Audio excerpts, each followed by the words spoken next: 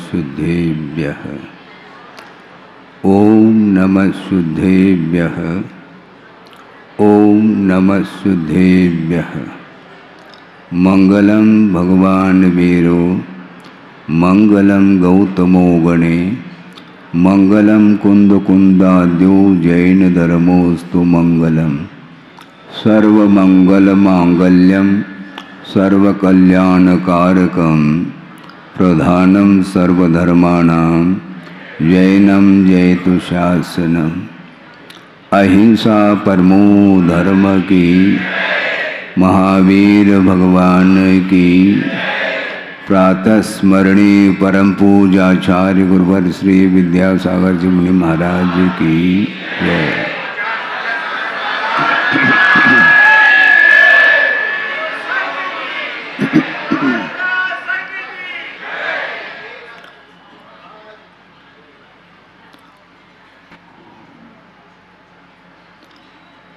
एकदम संक्षेप में मैं जानना चाहता हूं कि धर्म का क्या स्वरूप है। तो हमने गुरुदेव ने सोचा कि बहुत जल्दी है, कहीं गाड़ी चूक न जाए, इसको अति संक्षेप में बताना चाहिए, ताकि जो जाने का उद्देश्य है वह भूल जाए और यहीं बैठा रहे तो ज्यादा अच्छा है। उन्होंने ये कहा कि वस्तुतः धर्म का स्वरूप अति संक्षेप में चाहते हो तो ये समझ लो, अभी तक अतीत में जो अच्छा लगा है वह तो अधर्म है, और अभी तक जो अच्छा नहीं लगा है वह धर्म है। आपको क्या अच्छा लगा? जबलपुर अच्छा लगा, इसलिए जबलपुर छोड़ना नहीं चाहते हो। अच्छा क्या लग रहा है मुझे बताओ। पंचेंद्र के विषय ही इसको अच्छे लग रहे हैं, जो कि वो संसार के लिए कारण हैं, और अभी तक क्या अच्छा नहीं लगा? आत्मा का स्वरूप अच्छा नहीं लगता। आत्म स्वरूप को छोड़ करके कुछ बात करो महाराज, हम तो बैठे हैं सुनने के लिए, और उसमें वह डूब जाता है, बहुत आनंद का अनुभव करता है, किंतु वह नश्वर है, वह आनंद नहीं है, वह सुख नहीं है, वह सुखाभास है। यानी सुख का एकमात्र आभास हो रहा है, वस्तुतः सुख नहीं। महाराज अब प्रतिदिन बोलो, लेकिन मन तो उसी में लगा हुआ है। हम क्या कर सकते हैं? आपको क्या करना है, और हम कर भी क्या सकते हैं, और भगवान भी क्या कर सकते हैं, क्योंकि किसी की प्रकृति को परिवर्तित नहीं किया जा सकता, ये सिद्धांत है। यदि वह परिवर्तित करना स्वयं चाहें तो वह परिवर्तित हो सकता है। नाना जीव हैं, नाना कर्म हैं, अनेक प्रकार की उपलब्धियां हैं, इसलिए हमें विवाद नहीं करना किसी के विषय को लेकर के, किंतु हमें संवाद करना है, विसंवाद नहीं करना किसी से। हार जीत की बात मत करो। दो कथाएं मिलती हैं आगम में। एक कथा विजिगीषु कथा। विजिगीषु कथा का अर्थ क्या है? जीतने की, हार जीत की जो कथा है वह कथा ठीक नहीं, किंतु वीतराग कथा वह हमारे लिए प्राप्तव्य है। वीतरागता के साथ कथा करो। अनेक प्रकार की संसारी प्राणी कथा में उलझा हुआ है? और उलझता चला जा रहा है, क्योंकि सत्कथा करने के लिए उसको फुर्सत ही नहीं। सत्कथा कहते ही नींद आ सकती है। क्यों? रुचि नहीं उसके प्रति। किसी ने कहा कि महाराज धर्म के प्रति रुचि कैसे जागृत करें? विषयों के प्रति जो रुचि है उसको कम कर लो। आप आज से संकल्प ले लो, जैसे आप कह रहे थे ना, एक एक शिला का संकल्प ले लो, तो उसी प्रकार हमारा आप लोगों के लिए कहना है, विषयों के प्रति रुचि कम होती चली जाए तो एक एक शिला नहीं, यहाँ ढेर सारी शिलाएं एकत्रित हो सकती है। विषयों के प्रति जो लगाव है, जो आसक्ति है, उसको कम किए बिना धार्मिक क्षेत्र में रुचि जागृत नहीं हो सकती है। बार बार पुरुषार्थ करने के उपरांत भी वह उधर ही जाता है। हाँ, उधर ही जाता है। यहाँ पर ही का प्रयोग कर रहे हैं और इधर आने में बहुत कठिनाई का अनुभव होता है।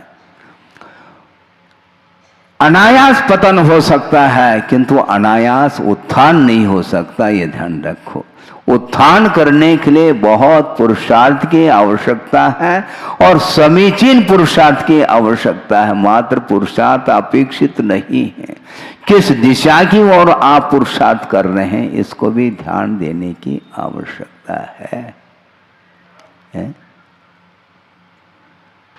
प्रवचन समाप्त होने के बाद आपकी जो गाड़ी है वह किस ओर मुख है उनका? घर की ओर मुख है। इसका अर्थ स्पष्ट है कि पहले से ही रिटर्न टिकट आपके पास है, वहाँ से आने का भी टिकट है और जाने का भी रिजर्व कर चुके हैं। बस जैसे ही जिनवानी हुई, बस अपने अपने स्थान को चले जाएंगे। कहाँ जाना? अपने अपने स्थान। जहाँ से आया है वही जाता है। बार बार जो ना यह परिभ्रमण उसका टूटता नहीं है, क्योंकि रुचि उसी ओर है। महाराज भूयात पुनर्दर्शनम, ऐसे कई लोग कहते हैं। भले उसका अर्थ क्या है समझ में आए, वह कैसा बना है ये उसको कोई ज्ञात नहीं है, किंतु बोलता जरूर है भूयात पुनर्दर्शनम। हम कहते हैं भैया जल्दी जाओ तभी तो भूयात होगा पुनर्दर्शन। और यदि तुम नहीं जाओगे तो निरंतर दर्शन करने के लिए अवसर है। भेज कौन रहा है तुम्हें? भूयात पुनर्दर्शन। जाने का तुम्हें विकल्प सता रहा है तो जाने के उपरांत फिर आने का विकल्प होगा। ये आना जाना मिट जाए मेरा, यह बंद काटने आया हूँ। यह है जो आप प्रतिदिन पंक्ति बोल रहे हैं, बोलते चले जाओ किंतु आना जाना मिटेगा नहीं। वो मैं बंद काटने आया हूँ। जा क्यों रहे हो फिर? वहां जाने से क्या बंद कटेगा क्या? बंद काटने के लिए आए हैं तो प्रभु के चरणों में आए हैं और प्रभु भेज नहीं रहे तुम्हें, फिर भी आप स्वयं जा रहे हैं और भूयात पुनर्दर्शनम ये बोलता है।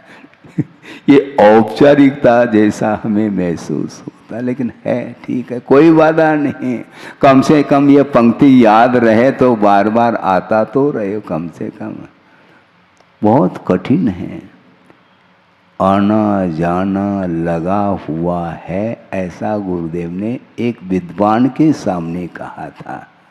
इसमें बहुत रहस्य छुपा है, इसमें सूत्र छुपा है। हाँ, आना जाना लगा हुआ है। आना यानी उत्पाद, जाना यानी व्यय, लगा हुआ यानी ध्रुवत्व का प्रतीक है और है का अर्थ सत्व माना जाता है। उत्पाद व्यय द्रव्य युक्तम सत सद्रव्य से लक्षणम, ऐसा कहा।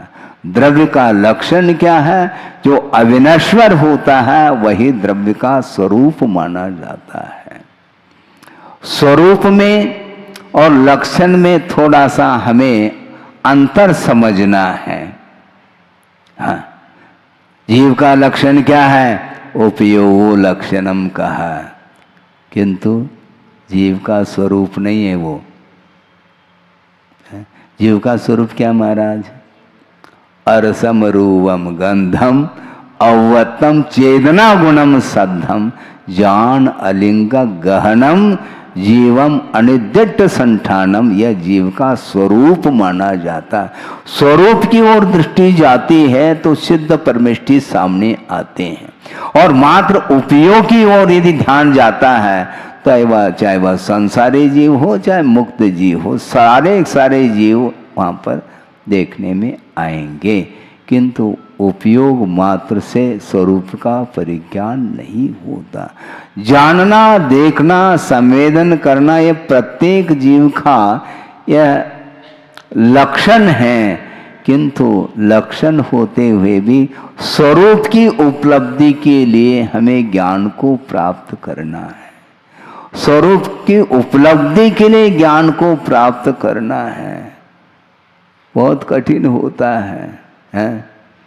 धीरे धीरे आ रहा हूँ, धीरे धीरे भी समय खिसक रहा है, और आपको भी खिसकना है, सभा के बाहर जाना है, तो धीरे धीरे आ रहा हूँ। मैं वह प्रसंग आपके सामने रख रहा हूँ जो गुरुदेव के मुख से उस प्रसंग को कई बार हमने सुना है, इसलिए आपके सामने रख रहा हूँ। वह कहाँ पर आया है ये अलग विषय है, किंतु उन्होंने प्रसंग को रखा है, क्योंकि आपके सामने वह श्लोक तो रख दिया है। अंतो नत्य सुधीनम कालो थो वयम च दुमेहा तन अवर सिख यवम जम जर मरणम खयम कुनये। उतना ही सीख लेना चाहिए जिसके माध्यम से जन्म जरा मृत्यु का क्षय हो। आप भी सीख देते हैं महाराज के लिए, अरे महाराज के लिए भी सीख, हाँ बिल्कुल, चौके में सीख चाहिए हमारे। दांतों में कुछ कण अटक जाता है तो उसके लिए क्या बोलते हैं? सीख ही बोलते हैं। थोड़ा सा अंतर को लेकर के हैं, लेकिन बात तो वही है। उतना ही सीख लेना चाहिए जिसके माध्यम से जन्म जरा मरण का क्षय होना चाहिए, ये उद्देश्य है। स्वाध्याय के पीछे भी इतना ही उद्देश्य है, इतना ही प्रयोजन है, और प्रयोजन भूत तत्व से हम वंचित रहे हैं, और निरंतर हम स्वाध्याय करते चले जा। आचार्य भद्रभाव की कथा उन्होंने सुनाया था गुरुदेव ने कि श्रुत केवली, अंतिम श्रुत केवली भद्रभाव हुई, और जिनका संग सुनते हैं 24,000 मुनि महाराजों का संग था, और उसमें से 12,000 मुनि महाराज अपने पद से च्युत हो गए। उत्तर में अकाल पड़ा, और अकाल के कारण दक्षिण की ओर जाने का उनका मन हुआ, और वो निकल गए, और उनके साथ 24,000 का संग था, 12,000 का संग यहीं रह गया। सोचो, विचार करो, हैं? सोचो, मतलब हमें ऐसा लग रहा है भद्र भाव से भी इनका ज्ञान ज्यादा काम कर रहा है, ऐसा लगता है। श्रुत केवली की बात को न मान करके यहीं रह गए वो। इसी को बोलते होनहार, टाले न टले, इसी को बोलते हैं होनहार। अपना दिमाग लगा रहा है, अरे श्रुत केवली जा रहे हैं तो अपने को बिल्कुल कोई विकल्प करना ही नहीं चाहिए, जानना चाहिए, लेकिन नहीं, होनहार नहीं टल सकता। और उन्होंने ये प्रसंग दिया था कि एक स्थूल भद्र जिनका नाम है, और वे भी श्रमण के रूप में ही थे, और प्रतिदिन स्वाध्याय कराते थे अंगों का और पूर्वों का। अब सोचो, विचार करो, कोई जैन सिद्धांत प्रवेशिका का स्वाध्याय नहीं करा रहे वो, अंगों का ज्ञान दिया जा रहा है और प्रतिदिन यह क्रम चल रहा है स्वाध्याय का, और उसके माध्यम से स्थूलभद्र जी का ज्ञान निरंतर बढ़ रहा है। और आप सोचो विचार करो कि मिथ्यात्व के उदय में भी 11 अंग और 9 पूर्व तक का ज्ञान हो सकता है क्षयोक्षम। इसके बाद भी सम्यक दर्शन का कोई पतियारा नहीं। आप सोचो, एक अंग का अध्ययन कराते कराते कराते 11 अंग हो गए, और प्रथम द्वितीय तृतीय इस प्रकार 14 पूर्व में से 9 पूर्व तक का ज्ञान हुआ। अब 10वें पूर्व में वो फेल हो जाते हैं। कैसे फेल होते हैं हम बता रहे हैं। 10वें पूर्व का नाम है विद्यानुप्रवाद नाम का पूर्व माना जाता है, जिसके अध्ययन से विद्याएं प्राप्त होती हैं। 700 बड़ी विद्या और 1400 500, हाँ 700 बड़ी विद्या और 500 छोटी विद्या, इस प्रकार 1200 विद्याएं एक साथ प्रकट होती है। उस समय मुंह में पानी आता है। मतलब मुंह में पानी का आने का अर्थ क्या, आप नहीं जानते हैं क्या? मुंह में पानी का अर्थ है कि अब तो बस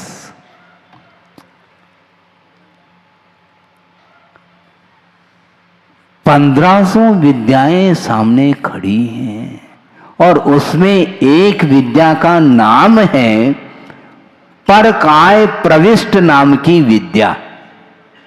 परकाय प्रविष्ट का अर्थ दूसरे के शरीर में प्रविष्ट होकर के रहने की विद्या का नाम परकाय प्रविष्ट ये विद्या है। सोचो, अब स्थूलभद्र के मुंह में पानी आ गया। अब हमें इसका प्रयोग करना है, और एक दिन श्रुत केवली भद्र बाबू के पास जा कर के निवेदन करते हैं कि महाराज, आपके द्वारा काफ़ी ज्ञान का अर्जन हुआ, और मेरी भावना है कौन सी भावना है कि महाराज एकांत में जा कर के मैं ध्यान करना चाहता हूँ, और आपका आशीर्वाद अपेक्षित है। तो भद्रबाबू ने सोचा, काफ़ी समय हो गया है ज्ञानार्जन करते करते, और ध्यान लगाने का भाव तुम्हारे अंदर है, बहुत अच्छी बात है। इससे बढ़कर के और कौन सा शुभ लक्षण है? क्योंकि ज्ञानार्जन करने के उपरांत प्रयोग की बात कर रहा है, बहुत अच्छी बात है, तुम जा सकते हो। बस इतने ही पर्याप्त था। और स्थूलभद्र जी जा रहे हैं। कहाँ पर? कहाँ पर जा रहे हैं वो?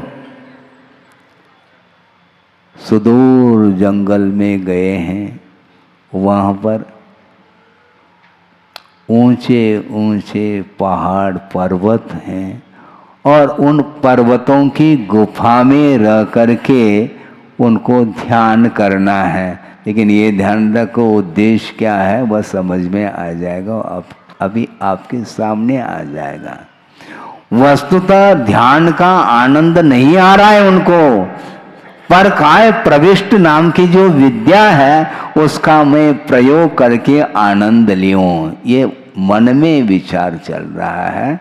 और गुफा के भीतर कदम रखा है, और वहाँ पर एक भयंकर रूप को धारण किया हुआ है।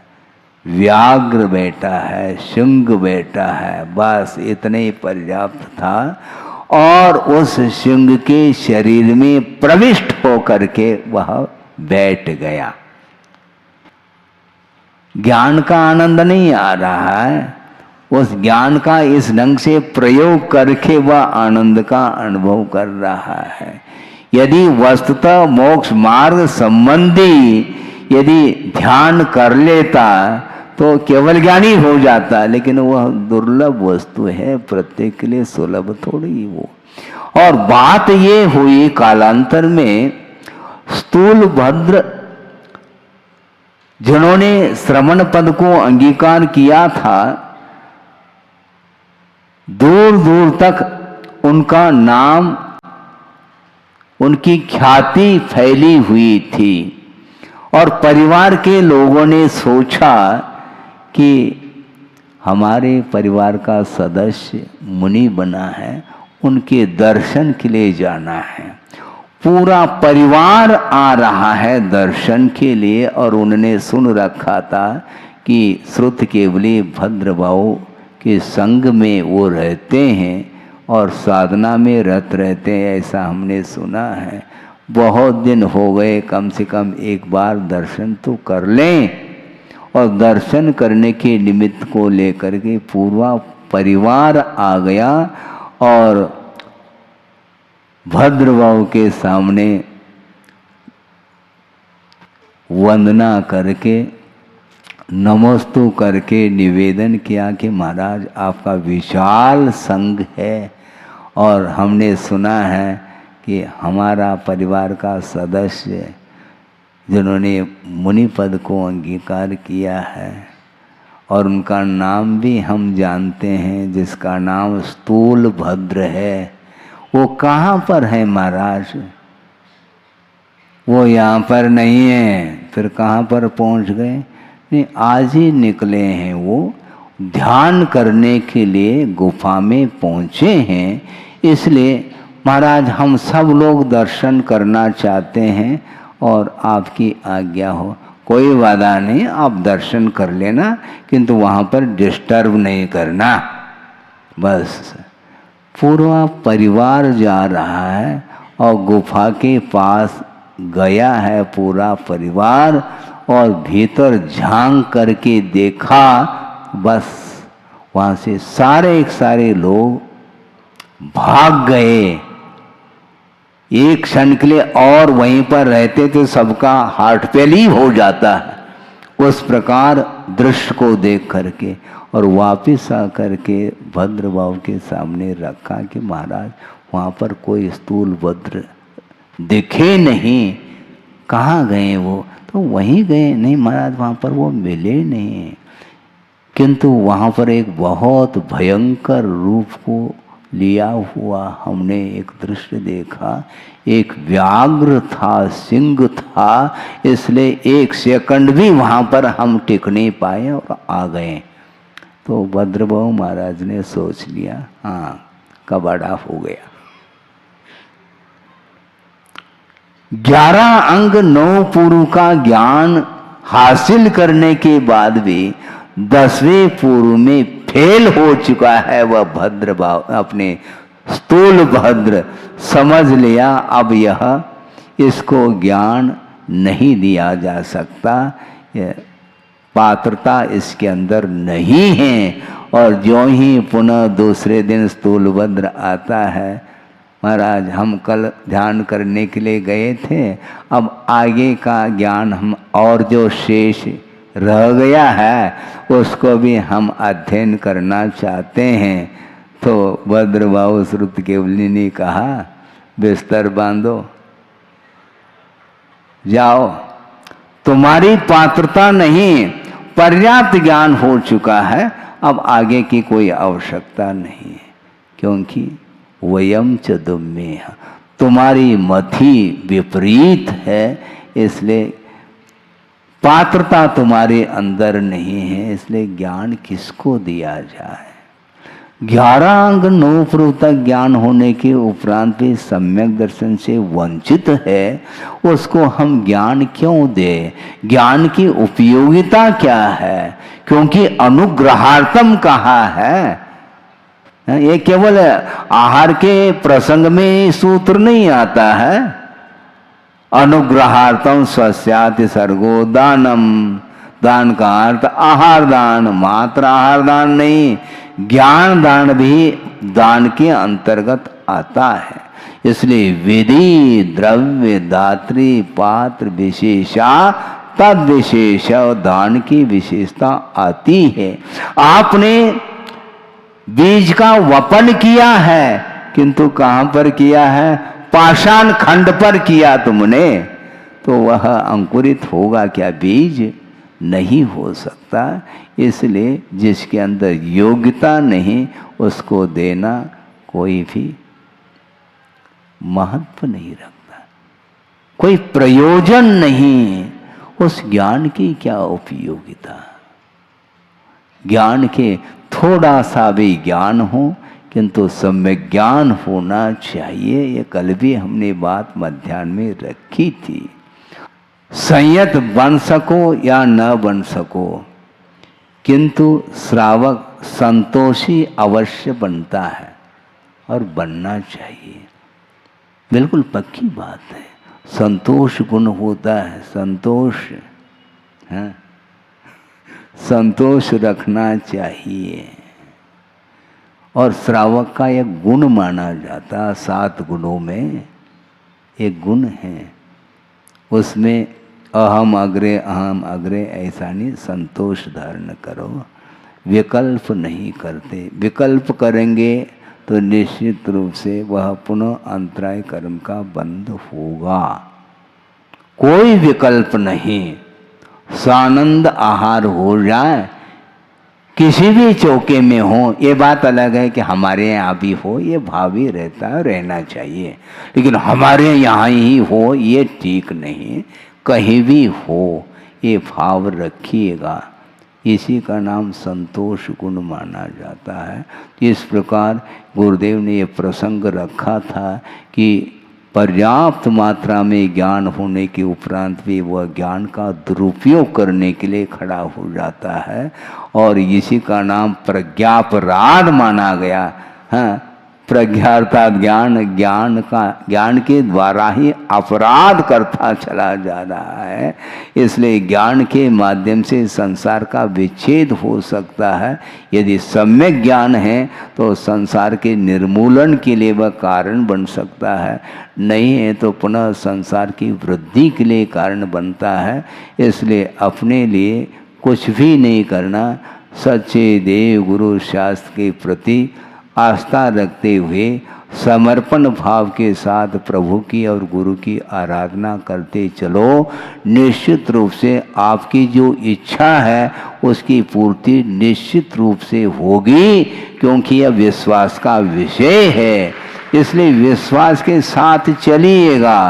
हाँ, क्योंकि समय बहुत अल्प है, ऐसा कहा है, कालो थोवो, काल थोड़ा है। महाराज कहीं बाहर जा रहे हैं क्या आप जबलपुर छोड़ करके? आपको विकल्प हो सकता है, उसकी बात नहीं कर रहा हूं, किंतु ये ध्यान रखो, मान लो चातुर्मास हो भी जाए तो चातुर्मास का निष्ठापन हो जाता है, ये ध्यान रखना है। चातुर्मास की स्थापना भी होती है तो निष्ठापन का भी समय आता है, रुकने वाला नहीं। ये नहीं समझना कि चातुर्मास का काल व्यतीत हुआ लेकिन जीवन में से भी 4 में से निकल गए 4 महीने, ये ध्यान रखो। ऐसा थोड़े कि चातुर्मास निकल गया और हमारी उम्र जितनी है उतनी ही है, ऐसा थोड़ी होता है। निरंतर वह परिणमन चल रहा है। जीवन आया है तो निश्चित रूप से वह समापन की ओर है। दीपक आपने जलाया है किंतु दीपक जल नहीं रहा, निरंतर वह बुझने की ओर है, क्योंकि तेल जल रहा है और तेल जल रहा है तो निश्चित रूप से वह तेल समाप्त होगा। और ये ध्यान रखो, तेल समाप्त होने को है तो आप तेल डाल करके पुनः उस दीपक को जला सकते हो, किंतु यह दीपक जो जल रहा है अब तेल समाप्त होते ही दूसरा दीपक आएगा, ये दीपक बुझेगा। आप कुछ कितना भी प्रयास करो आपका प्रयास विफल होगा, क्योंकि ये वस्तु व्यवस्था है, वस्तु का स्वरूप है। इसलिए वस्तु के स्वरूप को समझते हुए करने योग्य कार्य को आपको करना है और मुझे भी करने योग्य कार्य को ही करना है। दोनों मिल कर के आत्म तत्व की पहचान कर लें और आपका जो कर्तव्य है आप करते रहो, क्योंकि 2 पेपर हैं। आप सुन रहे हैं? समाप्त कर रहा हूँ। 2 पेपर गुरुदेव ने दिए, एक आप लोगों के लिए, एक हमारे लिए, यानी संघ के लिए। और दोनों पेपर को वही जांचेंगे, ये ध्यान रखो। कौन कितना अंक लेता है देखना है। कंपटीशन आप लेते हैं कि हम लेते हैं, आपको भी उतना ही अंक लेना है, ध्यान रखो। गुरुदेव का आशीर्वाद है, आप सबको पास होना है, लेकिन सोते रहेंगे तो पास नहीं होंगे और पासिंग मार्ग से हम संतुष्ट नहीं होंगे। आप सभी मेरिट में आ जाए, प्रभु से प्रार्थना करता हूं। इस कार्य में सब लोगों को आबाल वृद्ध इसमें भाग लेना है और अच्छे मन से उस कार्य को संपन्न करने के लिए योगदान देना है। अहिंसा परमो धर्म की जय। ओम नमः शुद्धेभ्यः, ओम नमः शुद्धेभ्यः, ओम नमः शुद्धेभ्यः। मंगलम भगवान वीरो, मंगलम गौतमो वने, मंगलम कुंद कुंदाद्यो जैन धर्मोस्तु मंगलम। सर्वमंगल मांगल्यम सर्वकल्याणकारकम प्रधानम सर्वधर्माणां जैनम जयतु शासनम। अहिंसा परमो धर्म की, महावीर भगवान की। प्रातः स्मरणे परम पूजाचार्य गुरुवर श्री विद्यासागर जी मुनि महाराज की जय।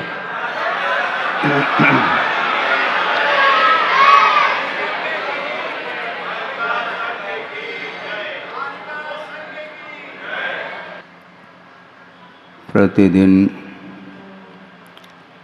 आप लोग आगम के आधार से विभिन्न विषयों पर विचार सुन रहे हैं और उसके माध्यम से भावों में पवित्रता आ रही है। क्योंकि भावों में पवित्रता जो आती है बिना श्रद्धान के संभव नहीं है। वैसे कषाय की मंदता के माध्यम से भी पुण्य का अर्जन होता रहता है, वो कोई विशेष बात नहीं। किंतु भावों में जो पवित्रता के साथ जब पुण्य का संचय होता है, वह अपने आप में वह यहाँ ही काम नहीं करता, भवांतर तक उस पुण्य का प्रभाव रहता है। अनेक प्रकार के पद मिलते हैं जो बड़े बड़े पद माने जाते हैं। इंद्र पद हैं, चक्रवर्तित्व पद है, तीर्थंकर पद जैसे जो महान पद माने जाते हैं, वे सारे सारे पद साथ से पुण्य के अर्जन से ही मिलते हैं। और साथ से पुण्य का जो अर्जन होता है वह बिना त्याग के संभव नहीं है। और यह त्याग की श्रृंखला मैं यहाँ पर प्रतिदिन देख रहा हूँ। लगभग 20 दिन हो चुके हैं और त्याग की बात तो मैं कम करता हूँ, किंतु उतने में ही आप लोग प्रफुल्लित मन के साथ त्याग का अनुकरण कर रहे हैं। त्याग को अपने जीवन में स्थान दिया है। वस्तुतः देशना की सार्थकता इसी में है। मैं केवल आपको मोटिवेट नहीं कर रहा हूँ, किंतु यथार्थता सत्य है। क्योंकि देखना को सुनना अलग वस्तु और सुन करके आस्था के साथ उसका अनुकरण करना ये बहुत महानतम कार्य माना जाता है। और यह प्रसंग आपके सामने आया है। गुरुदेव ने 2 दीक्षाएं दी थी। कहाँ पर दी थी? मध्य प्रदेश के अंतर्गत सागर शहर में मोराजी में निर्यापक श्रमण योग सागर जी और निर्यापक श्रमण नियम सागर जी को दीक्षित किया था।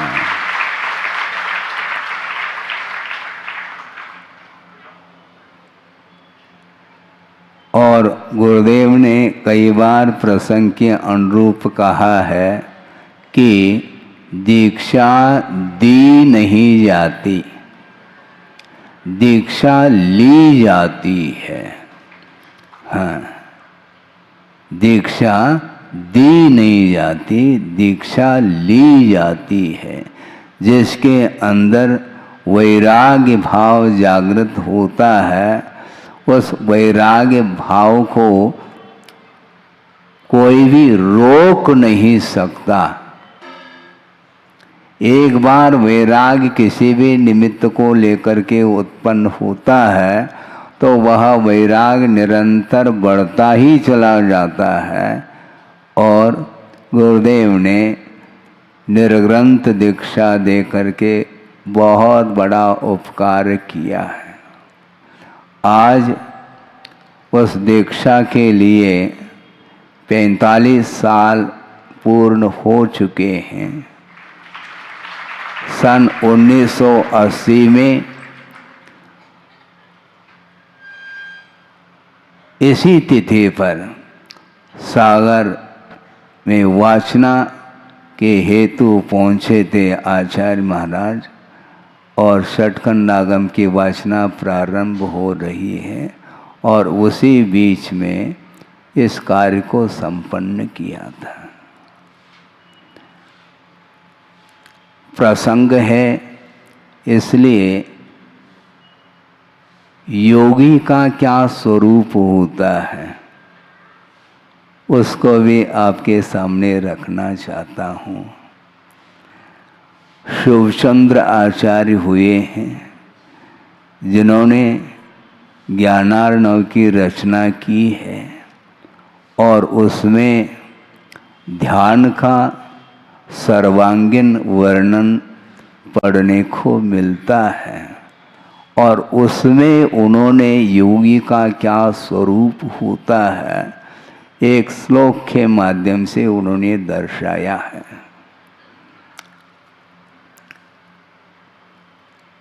वह ये है, एकः पूजाम रचयति नरः।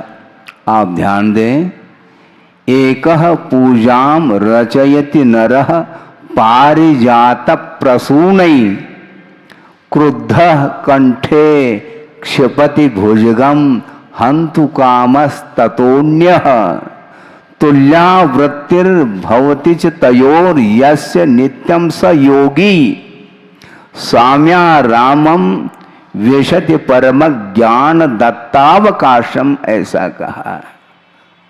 संस्कृत में श्लोक है, बहुत भाव भरे हुए हैं इसमें। एक व्यक्ति आया है जो पूजन करने के उद्देश्य को लेकर के आया है। पारिजात फूलों के द्वारा उन्होंने पूजा की है। और एक व्यक्ति वह आया है क्रुद्ध होता हुआ, गले में वह सर्प को डालने के लिए आया है। एक कंठे क्षिपति भुजगम हंतु कामः ततोन्यः क्रुद्ध सन, क्रुद्ध होता हुआ और गले में वह हंतु कामासन मारने के उद्देश्य से वह सर्प को डाल रहा है, किंतु तुल्यावृत्ति भवति तयोः, उन दोनों व्यक्तियों के प्रति तुल्य वृत्तियता समान दृष्टि रखने वाले जो होते हैं वे ही योगी माने जाते हैं। और साम्य भाव के फल स्वरूप वह कहाँ पर प्रवेश करते हैं योगी? साम्या रामम विशति, समता रूपी आराम अर्थात बगीचे में प्रवेश कर रहे हैं वो योगी, जहां पर ज्ञान दत्तावकाशम कहा, परम ज्ञान दत्तावकाशम, जहां पर उत्कृष्ट केवल ज्ञान ने अवकाश दिया है, ऐसे साम्य भाव में प्रवेश करने वाले योगी होते हैं।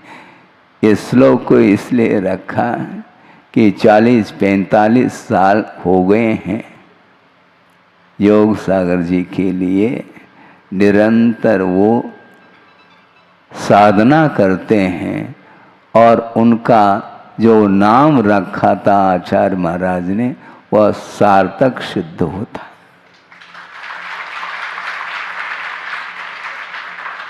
योग साधना करने वाले जो होते हैं उन्हीं का नाम योगी बोलते हैं, इसलिए उनका नाम रखा कि योग सागर ऐसा नाम रखा है। सोचो, कहने के लिए तो पंचम काल है हम और आपके लिए, किंतु पंचम काल होते हुए भी वैराग्य को वह पंचम काल रोक नहीं सकता। चतुर्थ काल होता है तो मुक्ति दिलाता है वो है, किंतु पंचम काल होने के कारण मुक्ति भले ही ना हो, किंतु मोक्ष मार्ग पर अविरल चलने वाले आज भी योगी लोग हैं। इसलिए योग सागर जी और नियम सागर जी निर्ग्रंथ दीक्षा को आज के तिथि के दिन ही ग्रहण किया था और आपके सामने यह विषय देखने को मिलता है। समता बहुत कठिन है, समता की परीक्षा विषमता में है। क्या कहा है? समता की जो परीक्षा है वो अनुकूलता में नहीं, प्रतिकूलता में ही समता की परीक्षा होती है। और जो परीक्षा देने के लिए बैठते हैं वह कभी पीछे नहीं हटते हैं। कितना भी उपसर्ग परीक्षा आदि आ जाए तो भी उसको शांत भाव के साथ सहन करते हैं और करना चाहिए, ऐसा आगमकारों का कहना है। बहुत कठिन है बंधुओं, श्रवण के लिए वो वह दुर्लभ वस्तु है और श्रावक के लिए तो कुछ कहने की बात ही नहीं। आचार्य कहते हैं निर्ग्रंथ अवस्था को धारण करने के उपरांत भी साम्य भाव तक पहुंचना बहुत कठिन है। दीर्घ साधना के पश्चात ही वह किसी किसी के लिए उपलब्ध होता है। समता की ऐसी विशेषता है जिस साम्य भाव के कारण जन्मजात वैर रखने वाले जो क्रूर जाति के जो पशु आदि हैं वे भी वहां पर आकर के वैर को छोड़ करके शांति के साथ देशना को सुनने के लिए अथवा उस वीतराग मुद्रा का दर्शन करने के लिए बैठ जाते हैं। आप शांति से बैठे, इसमें कोई बड़ी बात नहीं है। आप तो मानव हो और आपको भी शांति से बिठालने की आवश्यकता पड़ रही। बार बार सोचो, विचार करो, आप शांति से बैठिएगा। हमेशा परिणाम अशांत रहते हैं। हमेशा परिणामों में विकलता बनी रहती है, आकुलता निरंतर बनी रहती है। शांत बैठना बहुत कठिन का, बहुत बड़ा पुरुषार्थ माना जाता है। बोलने में पुरुषार्थ नहीं, किंतु बोलने की इच्छा को रोकने में पुरुषार्थ है। आचार्य महाराज कहते हैं बोलने की भी बहुत बड़ी आकुलता होती है। बिना आकुलता के व्यक्ति एक दूसरे के साथ बोलना नहीं चाहेगा। कोई आकुलता नहीं है तो बोलने का भाव क्यों? गुरुदेव ने ये कहा था, मान लो, सपोज के रूप में कहा उन्होंने, मान लो कोई भी आपके साथ नहीं बोलना चाहता है तो आपके अंदर क्या, कैसा लगता है आपको? घुटन सी महसूस होते हैं, ऐसा लगता है कि सफोकेशन हो रहा है। हाँ, वेतनाता के साथ 5 मिनट भी व्यतीत करना, ऐसा महसूस करता है संसारी प्राणी, हमें सफोकेशन हो रहा है, इसलिए क्रॉस वेंटिलेशन की आवश्यकता उसको पड़ती है। हमेशा वह राग की बात करना चाहता है, हमेशा मोह की बात करना चाहता है, हमेशा ममत्व भाव की बात करना चाहता है, और मोक्ष मार्ग में निर्ममत्व भाव का ही एकमात्र आलंबन लिया जाता है। मैं अकेला हूँ, मेरा कोई भी नहीं है। कौन है मेरा? कोई नहीं। तो ये भीड़ मेरी कैसे हो सकती है? हैं? हमारे पास कोई जनता ही नहीं आती, उनके पास इतनी भीड़ है। ये ध्यान रखो, राष्ट्रपति यदि आ जाए, संभव है इससे ज्यादा भीड़ एकत्रित हो सकती है। भीड़ को एकत्रित करना कोई खास बात नहीं, इसमें कोई साधना की आवश्यकता नहीं पड़ती है, क्योंकि राग के क्षेत्र में भी संसारी प्राणी वह आ जाता है। अपनी बात, अपनी प्रयोजन की बात जहाँ पर सिद्ध होती है वहाँ पर भीड़ एकत्रित हो सकती है। भीड़ से क्या करना अपने को? अपने को तो आत्म तत्व का स्वरूप क्या है, उस स्वरूप में उतरने के लिए एकाकी होकर के ही साधना करने की आवश्यकता पड़ती है। निरंतर साधक की दृष्टि इसी में होती है। हाँ, वो एकांत पसंद करता है। एकांत में जिसका आदर भाव व्यक्त हुआ है, क्या ये छठी एकांत संवासम कहा पूज्यपाद स्वामी ने। एकांत में रहना जिसको पसंद है और आदर भाव जागृत हुआ है, उसको भीड़ पसंद नहीं। महाराज फिर आप जबलपुर क्यों आ गए? आपको भीड़ पसंद है क्या? मुझे भीड़ पसंद नहीं, किंतु जो नीड में जाना चाहता है तो उसको समझाने के लिए भीड़ में आना पड़ता है। ये ध्यान रखो।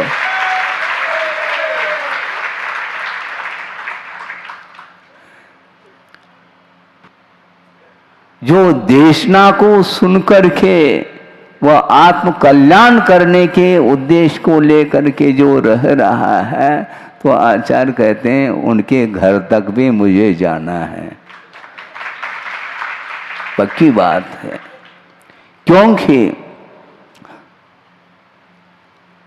संबोधन की बड़ी आवश्यकता है और संबोधन के माध्यम से ही वस्तुतः मोटिवेट हो सकता है और कुछ नहीं। वैसे आप मोटे हो, हमें आपका वेट बढ़ रहा है और मैं मोटिवेट करने के लिए यहाँ पर नहीं बैठा हूँ, किंतु मोटापा कम हो जाए तो ज़्यादा अच्छा है। हाँ, इसीलिए वस्तुतः बहुत कठिन काम है। गुरुदेव ने बुंदेलखंड में आकर के कितने चातुर्मास किए, 2 4 6 चातुर्मास शायद अन्यत्र होंगे, बाकी सारे के सारे चातुर्मास बुंदेलखंड में, और वो भी शहर में नहीं किया, ये ध्यान रखो। जबलपुर में किया है ना महाराज, मड़िया जी में किया है, आउट ऑफ सिटी, सिटी के बीच में नहीं, भले हम अभी आए हैं ये बात अलग है। यदि मान लो कोई विशेष बात होती है तो एक्सेप्शन भी अपने पास है। इसका अर्थ क्या समझ रहे हैं आप महाराज? आप कर लोगे क्या? ध्यान रखो, अभी बोलो नहीं, अभी तो सुनो, अभी तो देशना दी जा रही है, अभी ये नाश्ता पानी है, भोजन के लिए अभी टाइम है? क्यों? इसमें तो आप लोगों को क्षोभ बहुत बढ़ जाता है, पता नहीं, आशय को बहुत जल्दी समझ लेते हैं, जबकि प्रवचन के आशय को तो कम समझ पाते हैं। होता ऐसा ही है।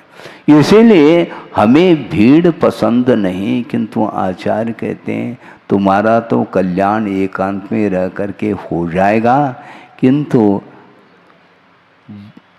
जो राग के क्षेत्र में बैठा हुआ है उसको संबोधित करने के लिए राग के क्षेत्र में तुम्हें भी जाना होगा, क्योंकि वो आ नहीं पाएंगे।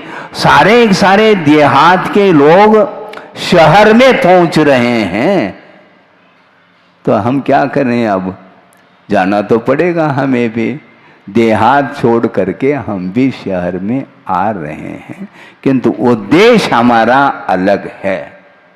क्योंकि एकांत प्रिय होता है श्रमण, हमेशा श्रमण एकांत प्रिय होता है, अनुशासन प्रिय होता है, और पाप भीरू होता है।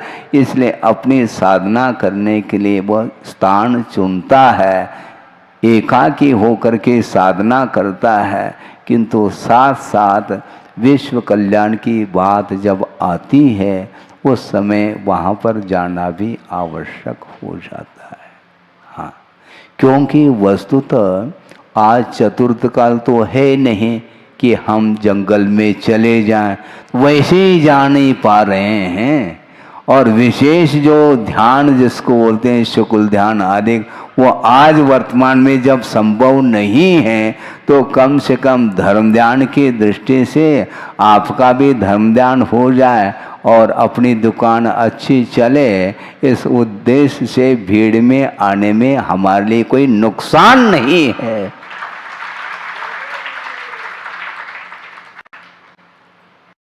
बिल्कुल सही बात है। इसलिए योगी की वृत्ति देखो, हमेशा साम्य वृत्ति उनकी रहती है, सबका कल्याण हो और खुद का कल्याण उसमें निहित है, ये ध्यान रखो। क्योंकि समय निकाल करके वह दूसरे के कल्याण के लिए बाहर आता है, हैं? आप जैसे बाहर गए हैं, कौन? छोटा बच्चा नहीं, बालक नहीं, किंतु पालक। पालक का अर्थ क्या? पालक की सब्जी नहीं, ध्यान रखो। पालक का अर्थ कौन होता है? पिता होता है। और वो बाहर जाते हैं आप लोग खरीदी के लिए, है ना?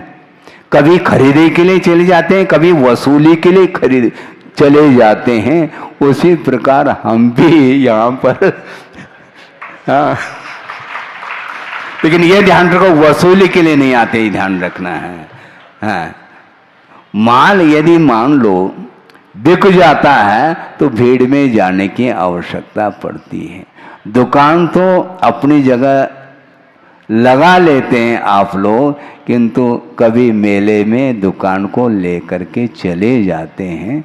उसी प्रकार कभी हम एकांत स्थान में रहते हैं, कभी अपनी दुकान को जबलपुर लेकर के भी जाना पड़ता है, क्योंकि इसी का नाम तो स्वार्थ है। लेकिन ये ध्यान रखो, इस स्वार्थ के पीछे परमार्थ पल रहा है।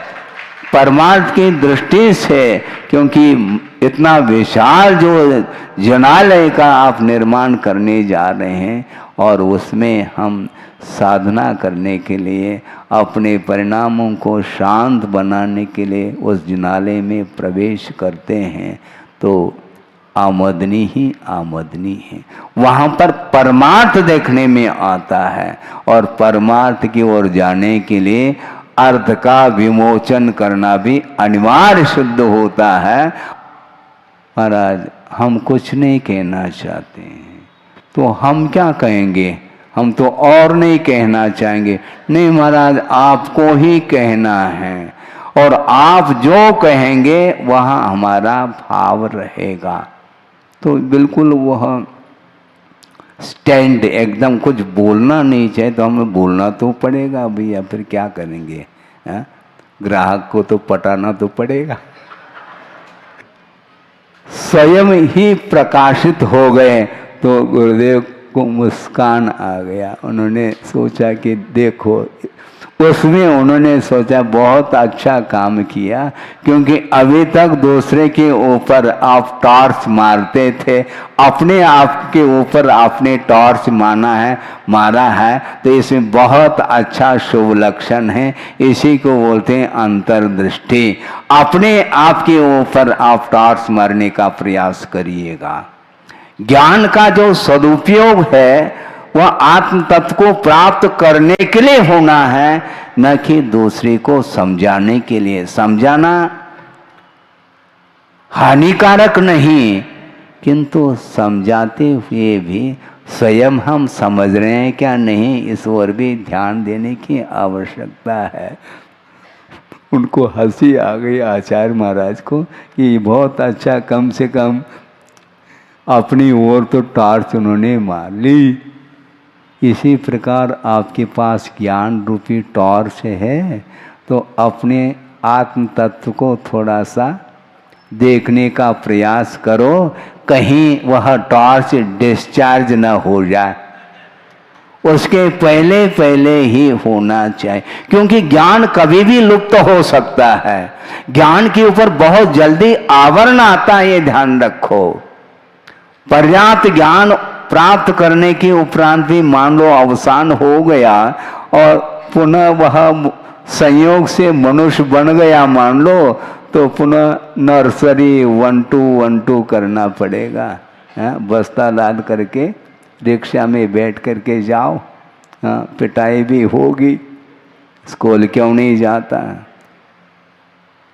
ज्ञान था क्या नहीं, अच्छे अच्छे उन्होंने डिग्री हासिल की थी, इसके उपरांत भी वह ज्ञान समाप्त हो जाता। ज्ञान के ऊपर बहुत जल्दी आवरण आता है और आवरण आने के बाद उसको अनावरण करना पड़ता है। जैसे संडे के दिन चित्र का अनावरण करते हैं आप लोग और पुनः 5-6 दिन के लिए आवरण उसके ऊपर आ जाता है, पुनः संडे आते ही अनावरण करो। तो इस प्रकार ज्ञान के ऊपर मोह का आवरण बहुत जल्दी आ सकता है। आवरण आने के पहले ही जो निरावरण जो ज्ञान है, अर्थात सम्यक ज्ञान की अपेक्षा से हमने कहा कि मोह कर्म का आवरण जब हट जाता है तो वह ज्ञान अपने आप को प्रकाशित करने की क्षमता रखता है और ज्ञान को स्वपरक प्रकाशी कहा है। इसलिए आपके पास भी सम्यक ज्ञान है और उस सम्यक ज्ञान का उपयोग स्वयं के लिए भी और दूसरे के लिए भी करते हुए जीवन को व्यतीत करेंगे। निश्चित रूप से वह सम्यक ज्ञान केवल ज्ञान को प्राप्त करने के लिए कारण सिद्ध होगा। इस जल्दी से जल्दी वो सम्यक ज्ञान के लिए आप लोगों को भी केवल ज्ञान प्राप्त हो, भले मुझसे पहले हो जाए तो मुझे कोई टेंशन नहीं है, ध्यान रखो। आचार्य महाराज का कहना है आप जल्दी मुक्त हो जाओ, हाँ मैं बाद में हो जाऊं क्योंकि और बहुत सारे लोगों को लेकर के आ जाऊं तो और अच्छा है। हमें कोई चिंता नहीं, पहले आपको मुक्ति मिले, किंतु संसार से मुक्ति मिलनी चाहिए। इसलिए सम्यक ज्ञान का सदुपयोग करते हुए हमें केवल ज्ञान रूपी ज्योति को प्रकट करना है। इस पवित्र भावना के साथ इस विषय को विराम दिया जाता है। अहिंसा परमो धर्म की जय।